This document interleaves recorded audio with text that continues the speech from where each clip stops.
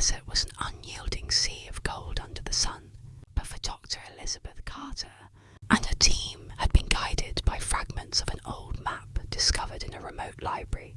It spoke of an underground tomb, buried with secrets too perilous for human eyes. The team set up camp around the excavation site.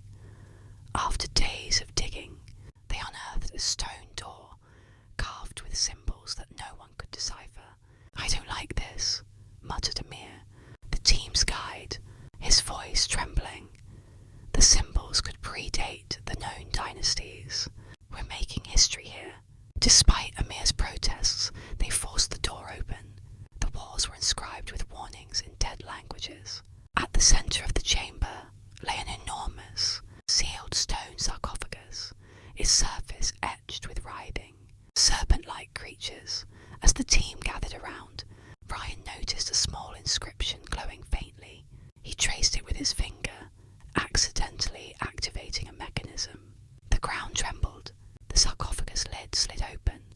Inside was no mummy, no treasure, only a gaping void that seemed to stretch into infinity. Then it emerged, a worm-like monstrosity, as thick as a tree trunk and covered in glistening, blackened flesh that seemed to ripple with veins of molten red. Its head was a grotesque. The air grew thick with an oppressive weight, as if the worm carried the essence of dread itself. It lunged, its mouth splitting into a nightmarish, filled with rows of jagged, spiralling teeth. Ryan was the first to scream. The worm's body coiled around him with impossible speed, and in a sickening crunch, he was gone. Panic erupted. Elizabeth shouted for everyone to run, but the creature's massive body blocked the only exit. It twisted and burrowed into the walls, shaking the chamber and showering them with debris. Amir whispered prayers under his breath, clutching a talisman. "This is no worm," he said. "It is a guardian." The worm burst through the ceiling, scattering the team. It moved with terrifying speed for something so large, its body undulating with unnatural grace. The light from their lanterns reflected off its slimy hide, revealing patterns that seemed to shift and pulsate like living runes.